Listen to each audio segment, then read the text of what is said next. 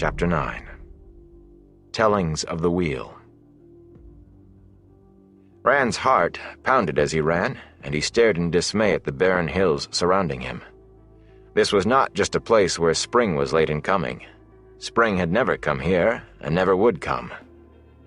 Nothing grew in the cold soil that crunched under his boots, not so much as a bit of lichen.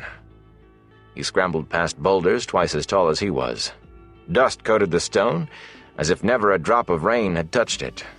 The sun was a swollen, blood-red ball, more fiery than on the hottest day of summer, and bright enough to sear his eyes. But it stood dark against a leaden cauldron of a sky where clouds of sharp black and silver roiled and boiled on every horizon. For all the swirling clouds, though, no breath of breeze stirred across the land, and despite the sullen sun, the air burned cold like the depths of winter. Rand looked over his shoulder often as he ran, but he could not see his pursuers. Only desolate hills and jagged black mountains, many topped by tall plumes of dark smoke rising to join the milling clouds. If he could not see his hunters, though, he could hear them, howling behind him, guttural voices shouting with the glee of the chase, howling with the joy of blood to come. Trollocs, coming closer, and his strength was almost gone. With desperate haste, he scrambled to the top of a knife-edged ridge, then dropped to his knees with a groan. Below him, a sheer rock wall fell away, a 1,000-foot cliff plummeting into a vast canyon. Steamy mists covered the canyon floor, their thick gray surface rolling in grim waves, rolling and breaking against the cliff beneath him, but more slowly than any ocean wave had ever moved. Patches of fog glowed red for an instant, as if great fires had suddenly flared beneath, then died. Thunder rumbled in the depths of the valley, and lightning crackled through the gray, sometimes striking up at the sky. It was not the valley itself that sapped his strength and filled the empty spaces left with helplessness. From the center of the furious vapors, a mountain thrust upward. A mountain taller than any he had ever seen in the mountains of mist. A mountain as black as the loss of all hope. That bleak stone spire, a dagger stabbing at the heavens, was the source of his desolation. He had never seen it before, but he knew it. The memory of it flashed away like quicksilver when he tried to touch it, but the memory was there. He knew it was there. Unseen fingers touched him, pulled at his arms and legs, trying to draw him to the mountain. His body twitched, ready to obey. His arms and legs stiffened, as if he thought he could dig his fingers and toes into the stone. Ghostly strings entwined around his heart, pulling him, calling him to the spire mountain. Tears ran down his face, and he sagged to the ground. He felt his will draining away like water out of a holed bucket. Just a little longer, and he would go where he was called. He would obey, do as he was told. Abruptly, he discovered another emotion. Anger. Push him, pull him? He was not a sheep to be prodded into a pen. The anger squeezed itself into one hard knot, and he clung to it as he would have clung to a raft in a flood. "Serve me," a voice whispered in the stillness of his mind. A familiar voice. If he listened hard enough, he was sure he would know it. "Serve me." He shook his head to try to get it out of his head. "Serve me!" He shook his fist at the black mountain. "The light consume you, shaitan!" Abruptly, the smell of death lay thick around him. A figure loomed over him, in a cloak the color of dried blood. A figure with a face. He did not want to see the face that looked down at him. He did not want to think of that face. It hurt to think of it, turned his mind to embers. A hand reached toward him. Not caring if he fell over the edge, he threw himself away. He had to get away, far away. He fell, flailing at the air, wanting to scream, finding no breath for screaming, no breath at all. Abruptly, he was no longer in the barren land, no longer falling. Winter-brown grass flattened under his boots. It seemed like flowers. He almost laughed to see scattered trees and bushes, leafless as they were, dotting the gently rolling plain that now surrounded him. In the distance reared a single mountain, its peak broken and split, but this mountain brought no fear or despair. It was just a mountain, though oddly out of place there, with no other in sight. A broad river flowed by the mountain, and on an island in the middle of that river was a city such as might live in a gleeman's tale, a city surrounded by high walls gleaming white and silver beneath the warm sun. With mingled relief and joy, he started for the walls, for the safety and serenity he somehow knew he would find behind them. As he came closer, he made out soaring towers, many joined by wondrous walkways that spanned the open air. High bridges arced from both banks of the river to the island city. Even at a distance he could see lacy stonework on those spans, seemingly too delicate to withstand the swift waters that rushed beneath them. Beyond those bridges lay safety, sanctuary. Of a sudden a chill ran along his bones.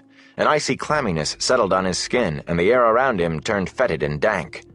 Without looking back he ran from the pursuer whose freezing fingers brushed his back and tugged at his cloak. Ran from the light-eating figure with the face that... He could not remember the face except as terror. He did not want to remember the face. He ran, and the ground passed beneath his feet, rolling hills and flat plain. And he wanted to howl like a dog gone mad. The city was receding before him. The harder he ran, the further away drifted the white shining walls and haven. They grew smaller and smaller until only a pale speck remained on the horizon. The cold hand of his pursuer clutched at his collar. If those fingers touched him, he knew he would go mad, or worse, much worse. Even as that surety came to him, he tripped and fell. "No!"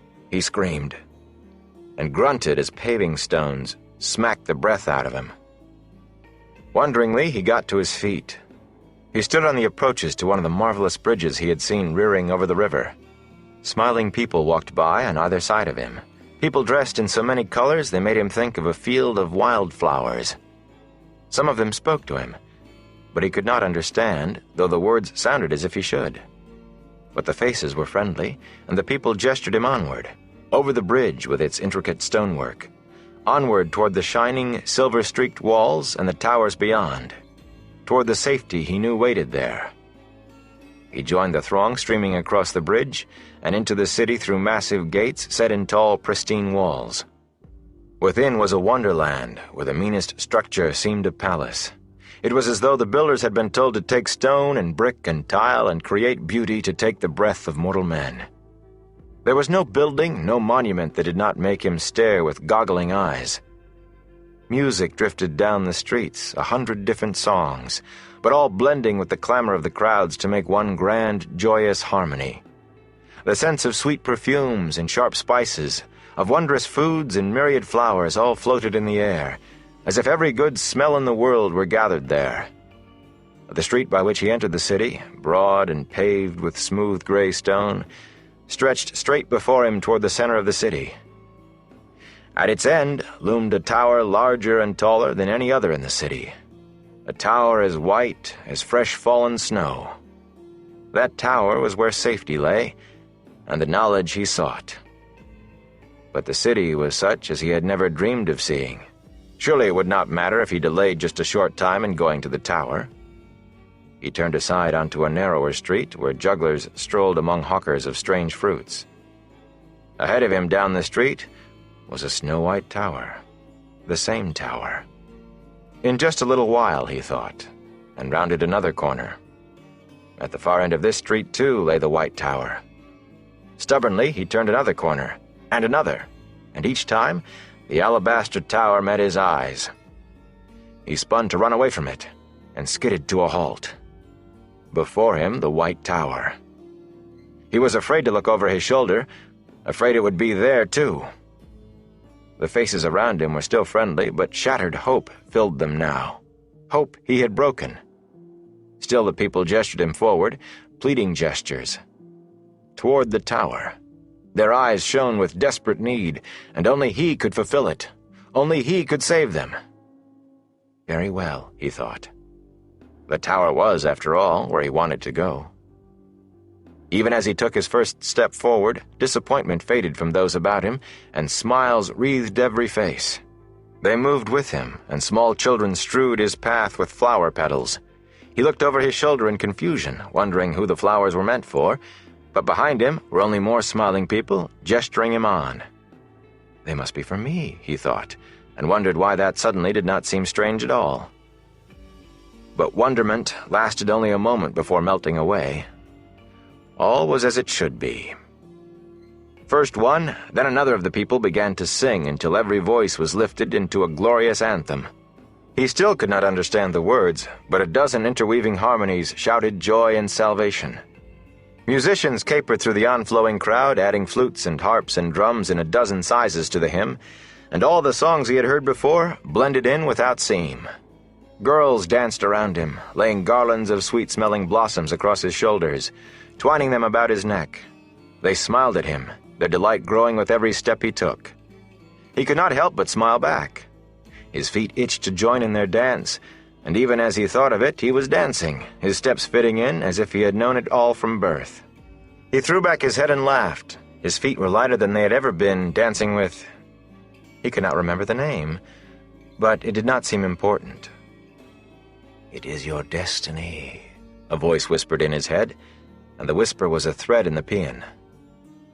Carrying him like a twig on the crest of a wave, the crowd flowed into a huge square in the middle of the city, and for the first time he saw that the White Tower rose from a great palace of pale marble, sculpted rather than built, curving walls and swelling domes and delicate spires fingering the sky. The whole of it made him gasp in awe. Broad stairs of pristine stone led up from the square, and at the foot of those stairs the people halted, but their song rose ever higher. The swelling voices buoyed his feet. "Your destiny," the voice whispered, insistent now, eager. He no longer danced, but neither did he stop. He mounted the stairs without hesitation. This was where he belonged. Scrollwork covered the massive doors at the top of the stairs, carvings so intricate and delicate that he could not imagine a knife blade fine enough to fit. The portals swung open, and he went in. They closed behind him with an echoing crash like thunder. "We have been waiting for you," the Myrddraal hissed. Rand sat bolt upright, gasping for breath and shivering, staring. Tam was still asleep on the bed. Slowly his breathing slowed. Half-consumed logs blazed in the fireplace with a good bed of coals built up around the fire irons. Someone had been there to tend to it while he slept. A blanket lay at his feet where it had fallen when he woke. The makeshift litter was gone too, and his and Tam's cloaks had been hung by the door. He wiped cold sweat from his face with a hand that was none too steady, and wondered if naming the Dark One in a dream brought his attention the same way that naming him aloud did. Twilight darkened the window. The moon was well up, round and fat, and evening stars sparkled above the mountains of mist. He had slept the day away. He rubbed a sore spot on his side. Apparently he had slept with the sword hilt jabbing him in the ribs. Between that and an empty stomach and the night before, it was no wonder he had had nightmares. His belly rumbled, and he got up stiffly and made his way to the table where Mistress Alvere had left the tray. He twitched aside the white napkin. Despite the time he had slept, the beef broth was still warm, and so was the crusty bread. Mistress Alvere's hand was plain. The tray had been replaced. Once she decided you needed a hot meal, she did not give up till it was inside you. He gulped down some broth, and it was all he could do to put some meat and cheese between two pieces of bread before stuffing it in his mouth. Taking big bites, he went back to the bed. Mistress Alvere had apparently seen to Tam as well. Tam had been undressed, his clothes now clean and neatly folded on the bedside table, and a blanket was drawn up under his chin. When Rand touched his father's forehead, Tam opened his eyes. "There you are, boy. Morin said you were here, but I couldn't even sit up to see. She said you were too tired for her to wake, just so I could look at you. Even Bran can't get around her when she has her mind set." Tam's voice was weak, but his gaze was clear and steady. The Aes Sedai was right, Rand thought. With rest, he would be as good as ever. "Can I get you something to eat? Mistress Alvere left a tray." "She fed me already, if you can call it that. Wouldn't let me have anything but broth. How can a man avoid bad dreams with nothing but broth in his..." Tam fumbled a hand from under the cover and touched the sword at Rand's waist.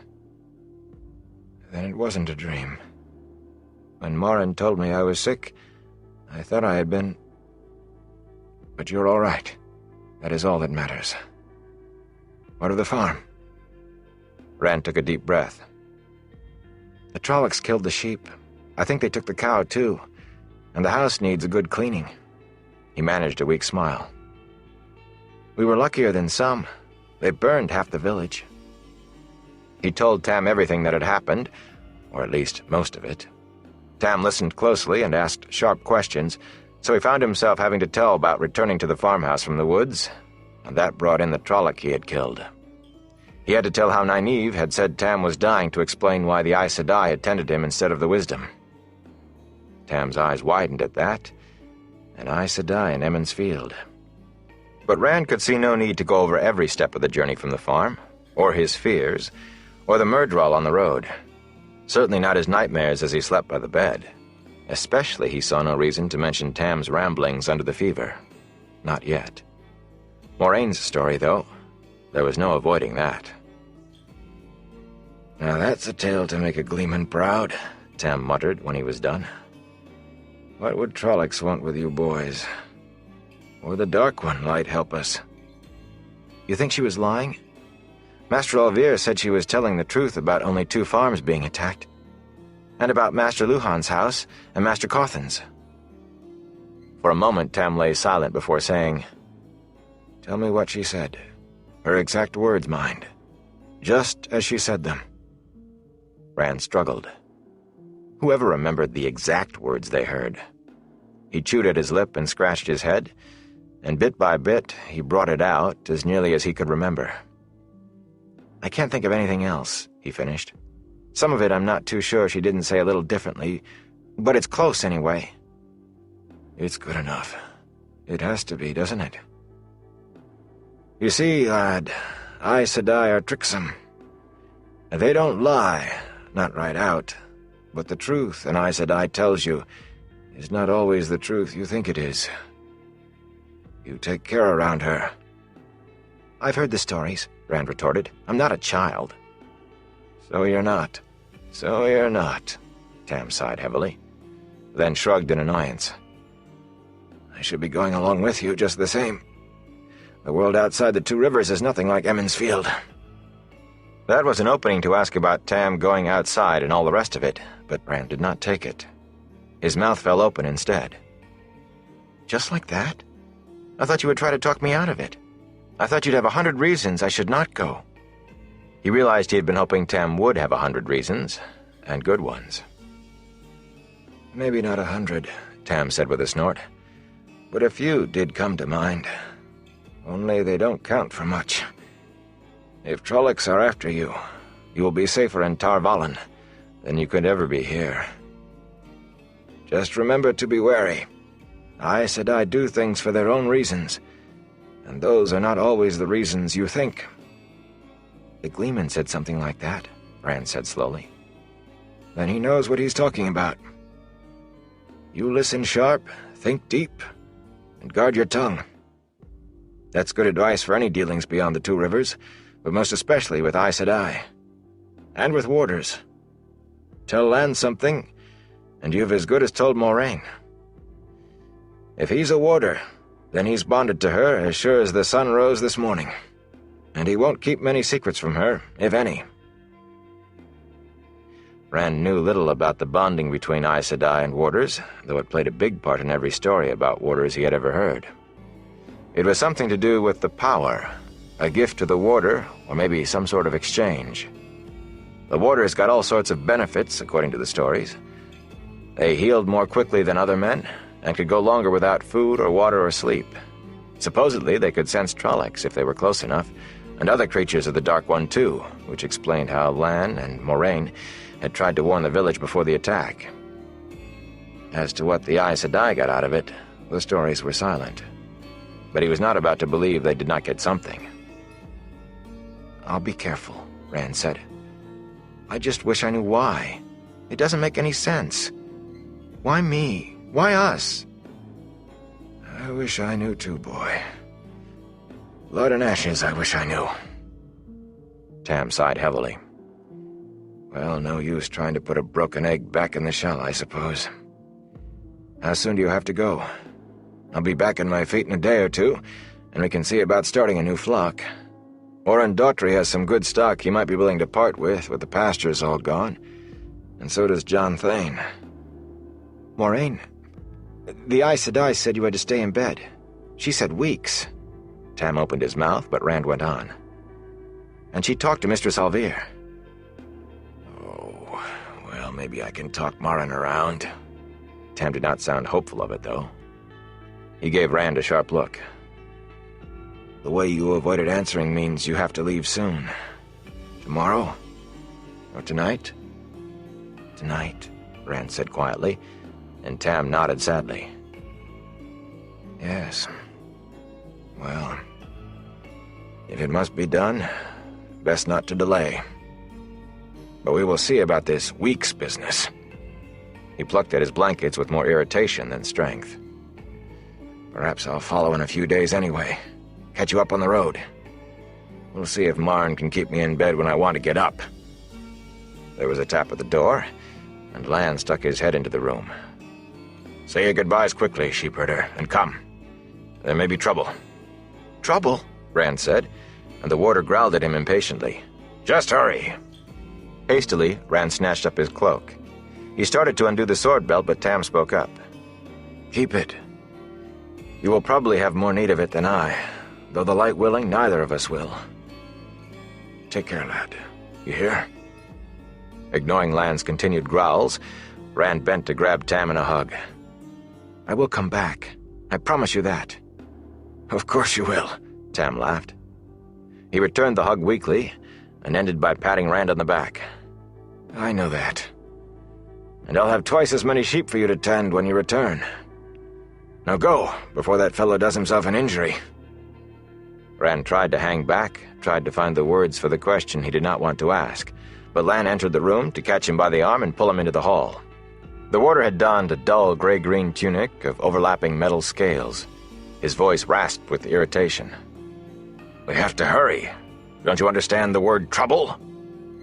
Outside the room, Matt waited, cloaked and coated, and carrying his bow.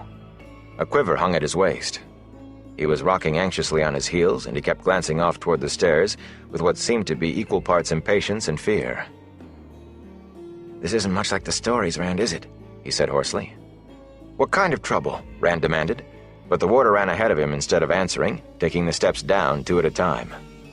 Matt dashed after him with quick gestures for Rand to follow. Shrugging into his cloak, he caught up to them downstairs. Only a feeble light filled the common room.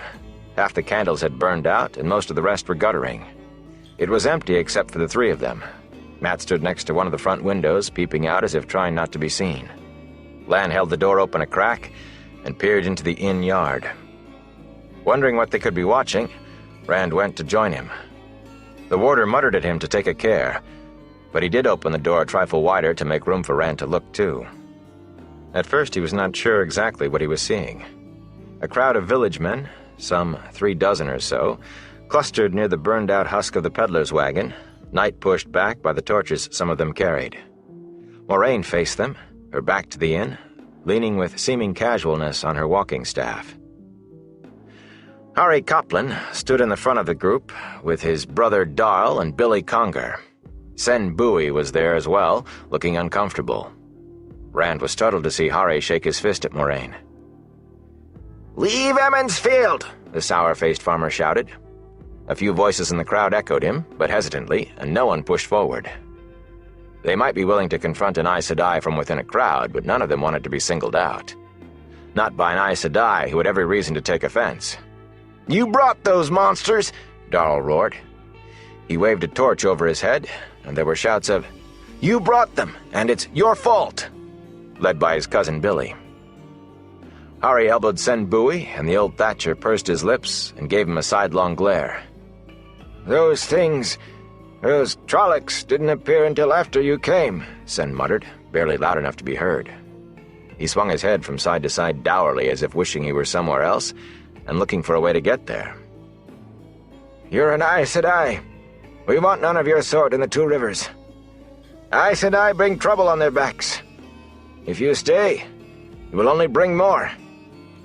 His speech brought no response from the gathered villagers, and Hari scowled in frustration. Abruptly, he snatched Darrell's torch and shook it in her direction. "Get out!" he shouted. "Or we'll burn you out!" Dead silence fell, except for the shuffling of a few feet as men drew back. Two Rivers folk could fight back if they were attacked, but violence was far from common, and threatening people was foreign to them, beyond the occasional shaking of a fist. Sen Bui, Billy Conger, and the Coplans were left out front alone. Billy looked as if he wanted to back away too. Hari gave an uneasy start at the lack of support, but he recovered quickly. "Get out!" he shouted again, echoed by Darrell, and more weakly by Billy. Hari glared at the others. Most of the crowd failed to meet his eye. Suddenly, Bran Al'Vir and Harol Luhan moved out of the shadows, stopping apart from both the Aes Sedai and the crowd. In one hand, the mayor casually carried the big wooden maul he used to drive spigots into casks. "Did someone suggest burning my inn?" he asked softly. The two Coplans took a step back and Sen Bui edged away from them. Billy Conger dived into the crowd. "Not that," Darrell said quickly. "We never said that, Bran. Mayor?" Bran nodded. "Then perhaps I heard you threatening to harm guests in my inn?" "She's an Aes Sedai," Hari began angrily, but his words cut off as Harol Luhan moved. The blacksmith simply stretched, thrusting thick arms over his head, tightening massive fists until his knuckles cracked, but Hari looked at the burly man as if one of those fists had been shaken under his nose. Harol folded his arms across his chest. "Your pardon, Hari. I did not mean to cut you off. You were saying—" But Hari, shoulders hunched as though he were trying to draw into himself and disappear, seemed to have nothing more to say.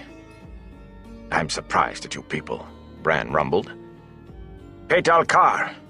Your boy's leg was broken last night, but I saw him walking on it today. Because of her. Eward Candin.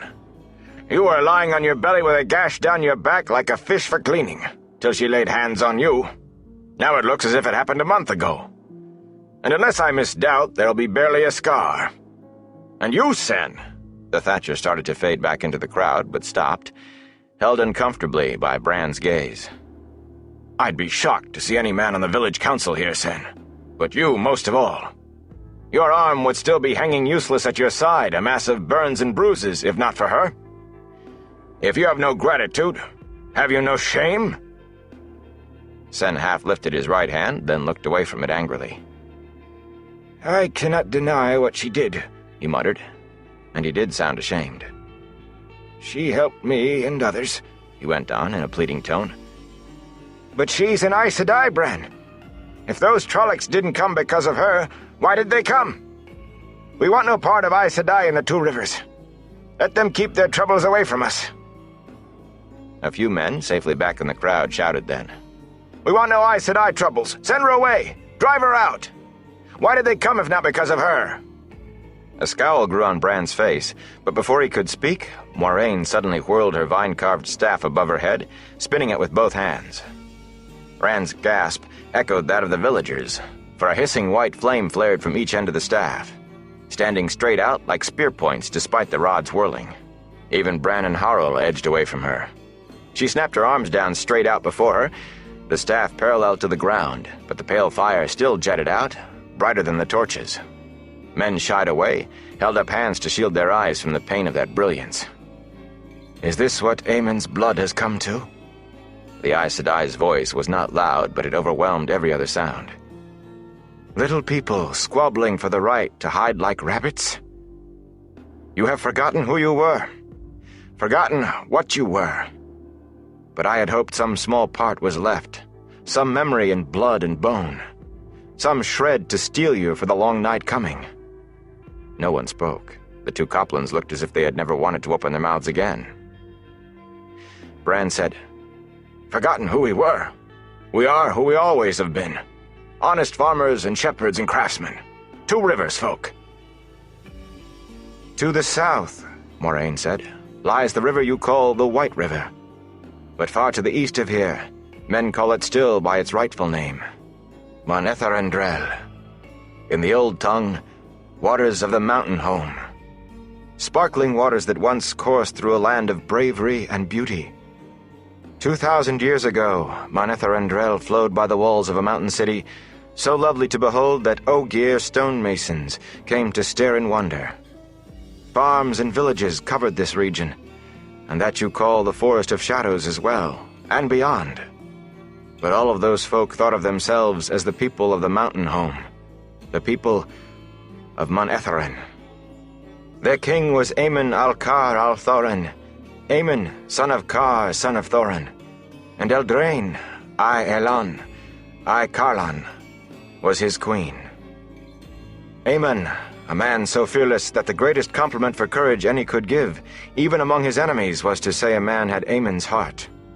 Eldraine, so beautiful that it was said the flowers bloomed to make her smile. Bravery and beauty and wisdom, and a love that death could not sunder. Weep if you have a heart for the loss of them, for the loss of even their memory. Weep for the loss of their blood. She fell silent then, but no one spoke. Rand was as bound as the others in the spell she had created. When she spoke again, he drank it in, and so did the rest. For nearly 2 centuries, the Trolloc Wars had ravaged the length and breadth of the world, and wherever battles raged, the Red Eagle banner of Manetheren was in the forefront. The men of Manetheren were a thorn to the Dark One's foot, and a bramble to his hand. Sing of Manetheren, that would never bend knee to the shadow. Sing of Manetheren, the sword that could not be broken. They were far away, the men of Manetheren, on the field of Bekkar, called the Field of Blood, when news came that a Trolloc army was moving against their home. Too far to do else but wait to hear of their land's death, for the forces of the Dark One meant to make an end of them. Kill the mighty oak by hacking away its roots. Too far to do else but mourn. But they were the men of the mountain home.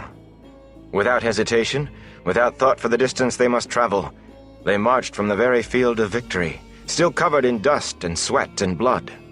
Day and night they marched, for they had seen the horror a Trolloc army left behind it, and no man of them could sleep while such a danger threatened Manetheren.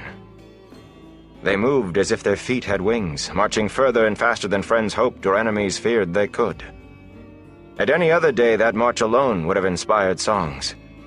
When the Dark One's armies swooped down upon the lands of Manetheren, the men of the mountain home stood before it with their backs to the Tarendrel. Some villager raised a small cheer then, but Moraine kept on as if she had not heard. The host that faced the men of Manetheren was enough to daunt the bravest heart. Ravens blackened the sky. Trollocs blackened the land. Trollocs and their human allies. Trollocs and dark friends in tens of thousands, and dread lords to command. At night their cookfires outnumbered the stars, and dawn revealed the banner of Baalzaman at their head. Baalzaman, Heart of the Dark. An ancient name for the father of lies. The Dark One could not have been free of his prison at Sheol, for if he had been, not all the forces of humankind together could have stood against him. But there was power there. Dread lords, and some evil that made that light-destroying banner seem no more than right, and sent a chill into the souls of men who faced it. Yet they knew what they must do. Their homeland lay just across the river. They must keep that host and the power with it from the mountain home. Aemon had sent out messengers. Aid was promised if they could hold for but 3 days at the Tarendrel. Hold for 3 days against odds that should overwhelm them in the first hour. Yet somehow, through bloody assault and desperate defense, they held through an hour, and the second hour, and the third. For 3 days they fought, and though the land became a butcher's yard, no crossing of the Tarendrel did they yield.